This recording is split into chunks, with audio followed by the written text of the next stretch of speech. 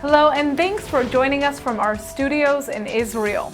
Coming up in today's newscast, Israel accuses an American NGO of funding Hamas. Israel and the U.S. go head-to-head over Iran, and we'll reveal how Israel is doing in the Olympics so far. I'm Natasha Kirchak here with the latest news in Israel.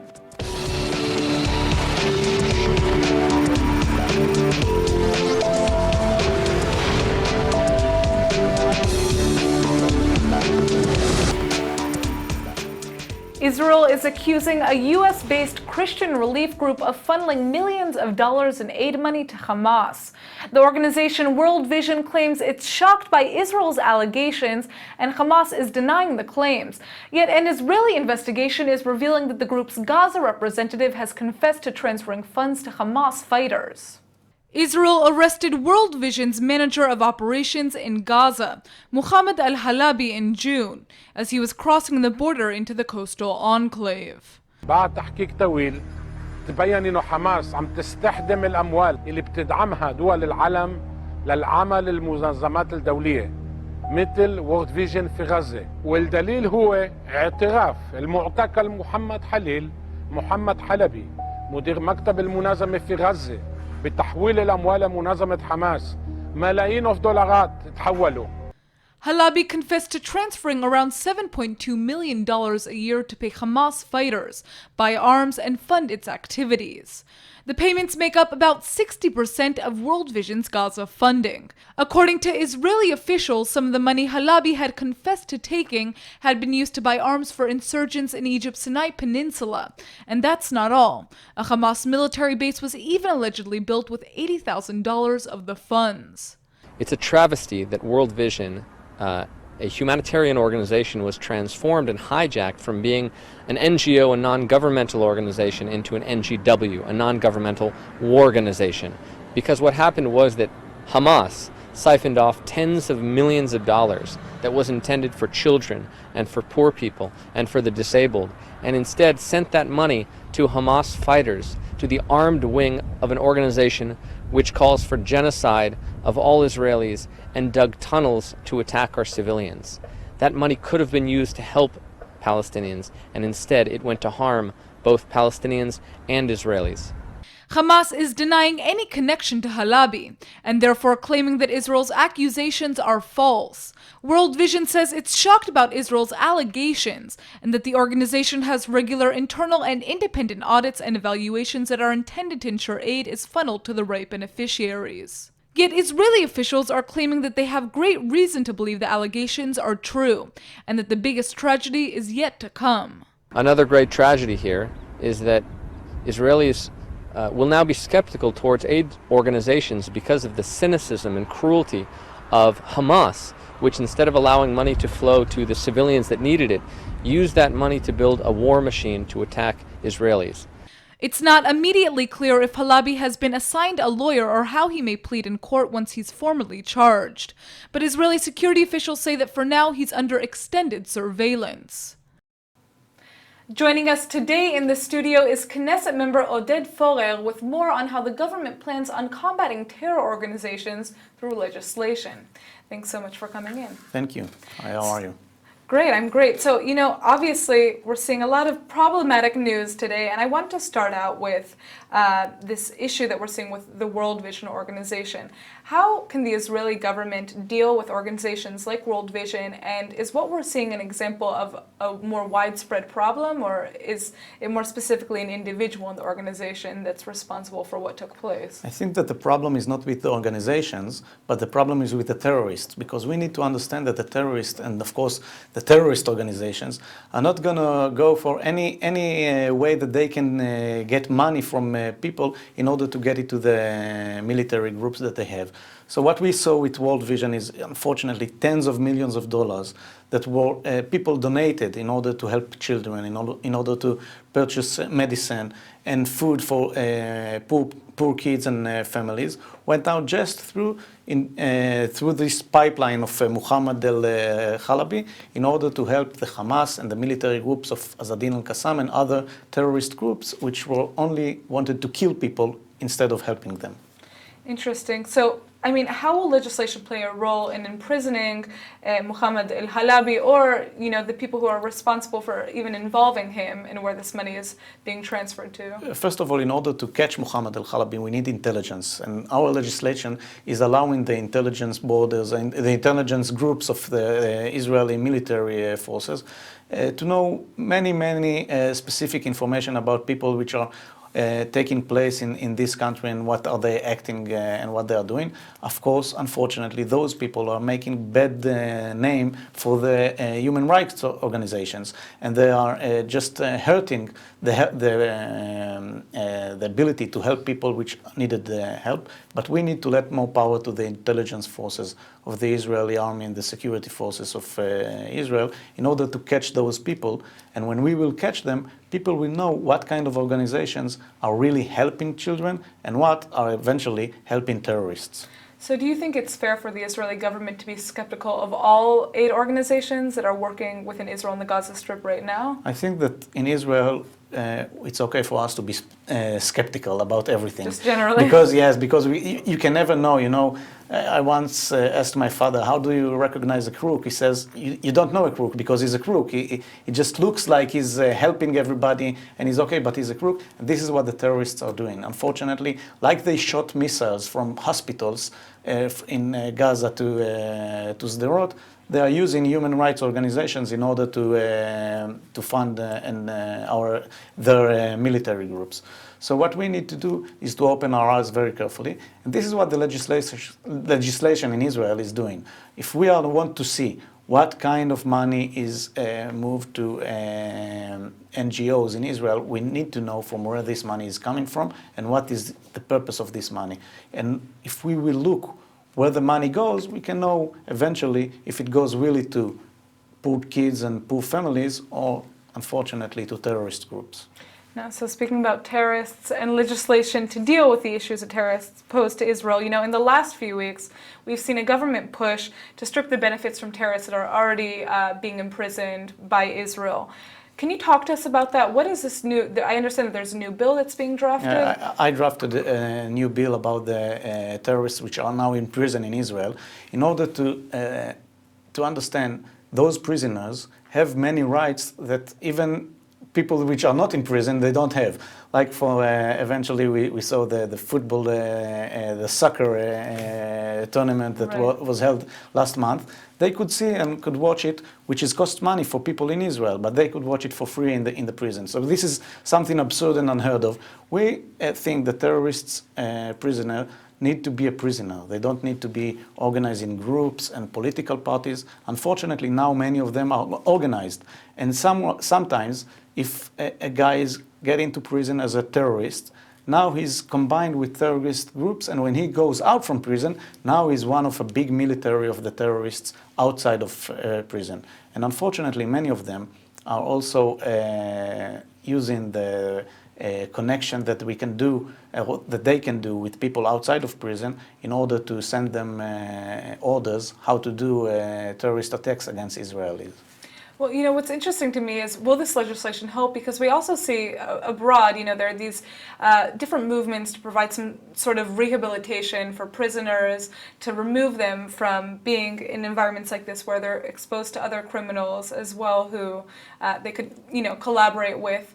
What is necessary to prevent, people who go back on the street from recommitting crimes, and how do you deal with the people that are going to be there for the rest of their lives? First of all, you need to spread those prisoners. You can't put them in one group. And unfortunately, in the Israeli prison now, they are in one group. As we saw just last week, they said they're going to do a strike, those prisoners, like this is some kind of a working organization. It's not a working organization, they are prisoners. We need to spread them in all over the prisons around Israel in order that they won't be a group that can make some pressures on the Israeli government like they tried to do last week when they opened the strike, because they didn't like what the guards did for them and because they stopped them from using their cell phones.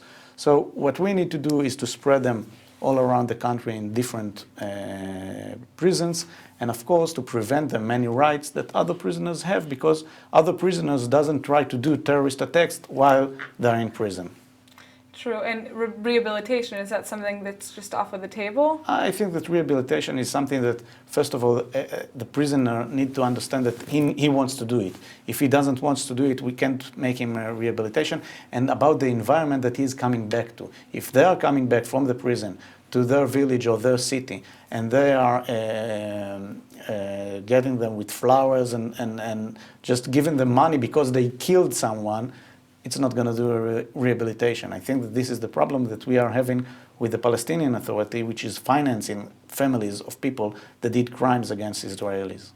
I'm curious to understand, why has there been such a push recently, to deal with this issue? I think because we saw at the last year that many terrorists started again to raise their head, and many terrorist attacks are starting to be around Israel. Also, if it's only with knives and not the suicide bombers that we had 10 or 15 years ago.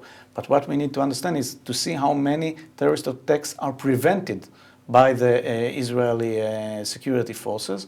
And I think that we see an increase of trying to do terrorist attacks. We need to just send a big and important message to the terrorists. Terror is not an option. If you want to deal with us, if you want to negotiate with us, you need to put the terror aside and to stop dealing with terror. Unfortunately, the Palestinian Authority and yet many leaders in the Arab groups are promoting terror.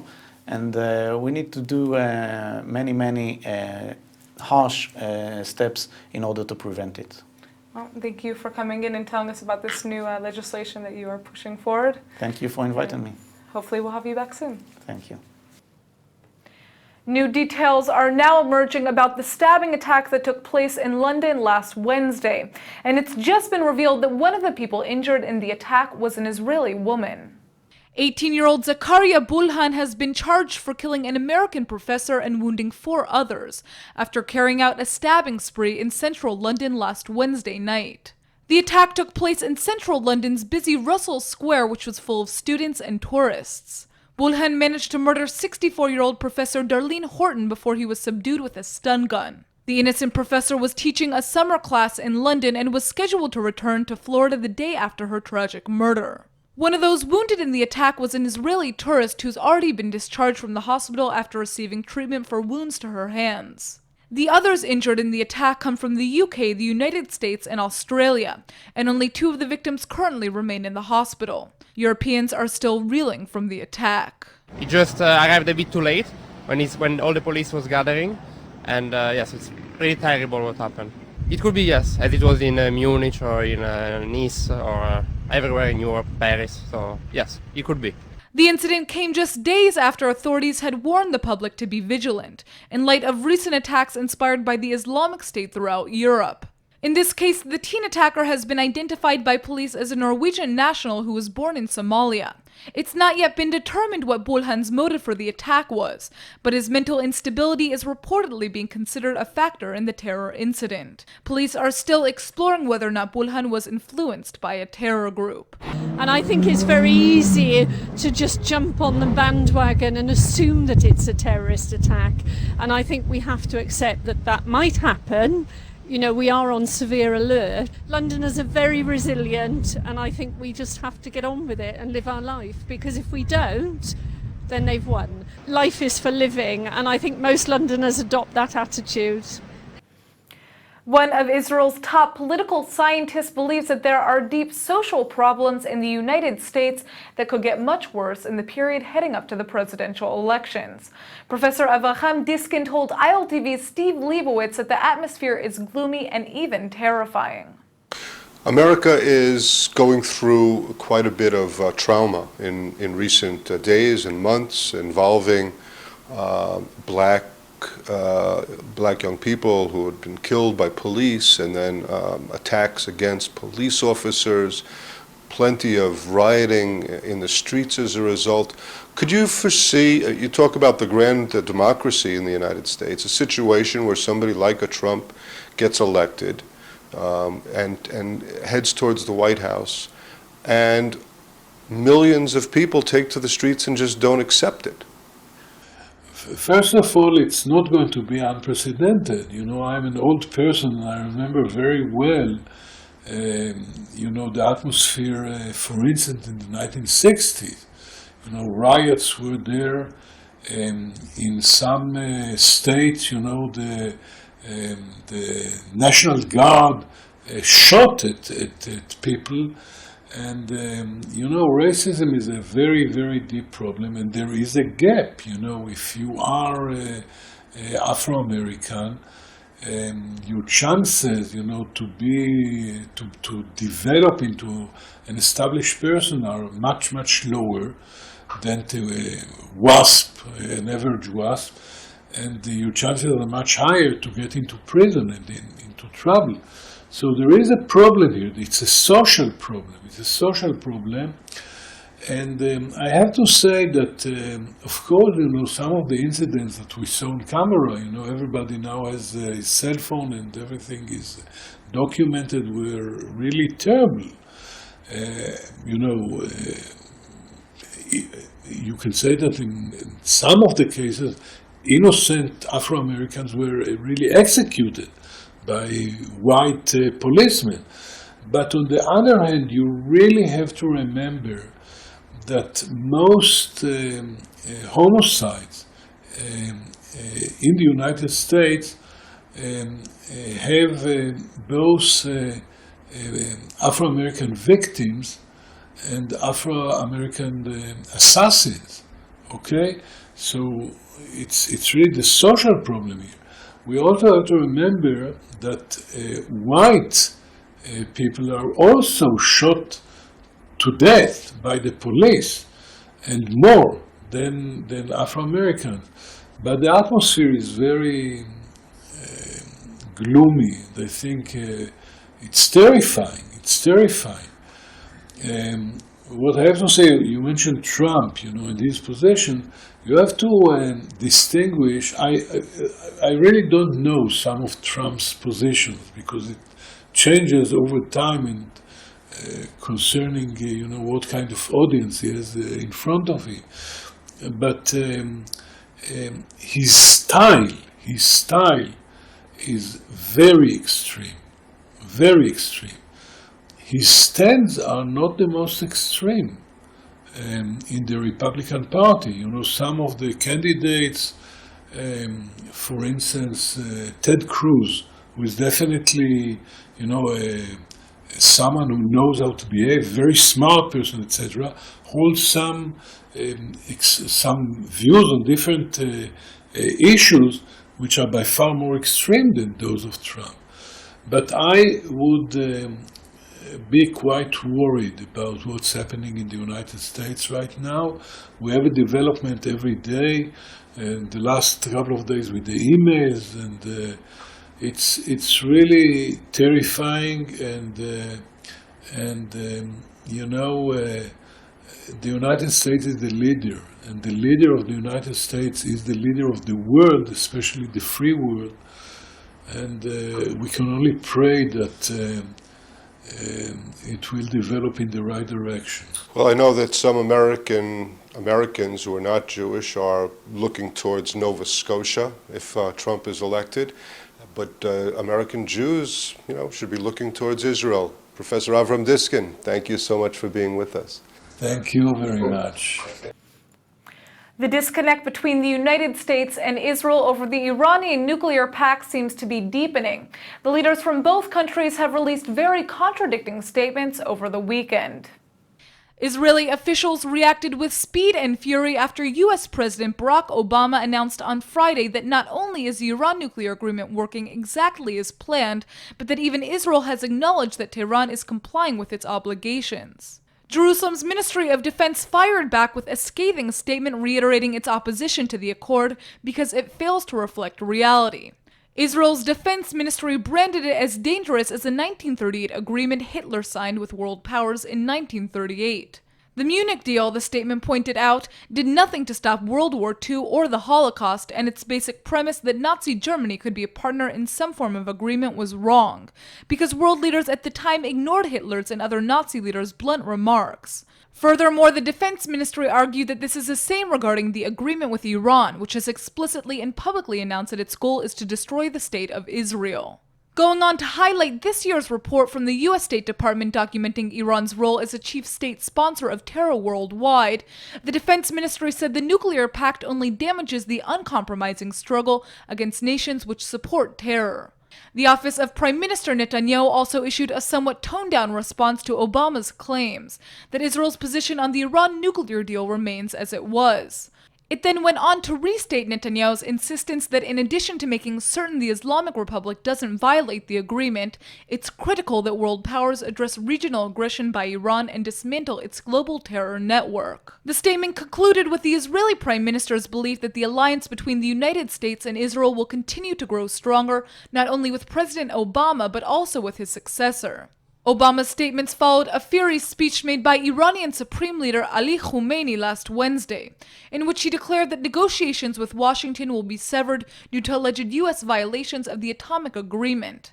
Al-Khamenei accused the U.S. and other countries of sabotaging Tehran's economic relations that have prevented his people from seeing any of the benefits they had hoped. In related news, Iranian media sources are reporting that one of the regime's nuclear scientists who had defected to the U.S. has been executed in the Islamic Republic. Shahram Amiri fled the country in 2009 and spoke with many officials abroad, including Washington. He then disappeared from view after returning home the following year. According to his family, he's been incarcerated in prison over the past 6 years under harsh conditions and was executed on August 3rd. The Olympics finally began this weekend in Brazil, where we couldn't keep our eyes off of the Israeli Olympic team. The Israeli delegation's intro didn't go as smoothly as planned, but let's start with some good news first and take a look at the Jewish state's first victory in the 2016 Games. Israeli tennis champion Dudi Sela easily overcame Damir Dzumhur of Bosnia in his first match with a 6-4 win. Sela, who's ranked 65th overall in the world, took the lead early on in the first half and seemed to effortlessly keep up the momentum against his lower-ranked rival going into the second half. Sela will now go on to compete against the winner of the match between Belgium's David Goffin and Australia's Sam Groth, both of whom are considered tougher contenders than the Bosnian. Sela is one of 47 Israeli athletes going for the gold in 15 different sports in Brazil, as part of the nation's largest Olympic delegation in history. Unfortunately, there have already been several incidents to mar their experience. Israeli judoka Shira Rishoni has been disqualified from the Olympic Games in Rio on a technical foul during her first battle, when she touched the leg of her Ukrainian opponent with her elbow. The 25-year-old Israeli athlete said she was shocked and still doesn't understand the referee's decision. Rishoni's experience wasn't the first upsetting incident at the Olympics for Israel. The Israeli delegation was actually stopped from getting on their assigned bus to the opening ceremony. The head of Lebanon's delegation physically blocked the entrance, saying his team would not travel with Israel's. The organizers then sent another vehicle to transport the Jewish athletes, and there's so far been no official comment from the Olympic Committee. Meanwhile, social media users are furious that in a feature on Facebook called Profile Frames of nations competing at the Olympics, Israel was removed from its alphabetical listing. Instead of appearing after H, Israel was unaccountably placed last, after Zimbabwe. And to add insult to the injury, instead of the placement on its national flag, just like all the other countries, Israel's own banner was actually replaced by the flag that belongs to its Olympic Committee. And now for our Hebrew word of the day. They say it always seems impossible until it's done. So today's word is sagul, which means closed or deal in Hebrew. In Israel, a deal's a deal, so if you close it on a price with a vendor or agree to meet with a friend at a certain time, the best way to ensure them that you're serious is to say sagul, which is essentially like saying done deal. Now, that's not the only way sagul can be used. It's a pretty useful word to know because it literally refers to things that are closed. If you need to go grocery shopping, but you arrive just as the shopkeeper is closing up and says his supermarket is sagul, you're out of luck because the shop is closed. But don't worry, here in Tel Aviv, the city almost never sleeps and there are more open stores and opportunities around the corner. So hurry up and lizgol or close the next travel deal to come and visit Israel. All right, let's go ahead and take a look at the weather forecast. It's the beginning of a new week and the weather is as hot as ever. Monday should be partly cloudy with a high of 87 degrees. The sun should come back out on Tuesday with a high of 88. All right, everybody, that's it for today's news. Today's exchange rate is 3.84 shekels to the American dollar. Remember to sign up for our daily newsletter at iltv.tv, and don't forget to check out our next update at 8 p.m. Eastern Time. Thanks for watching, and see you tonight.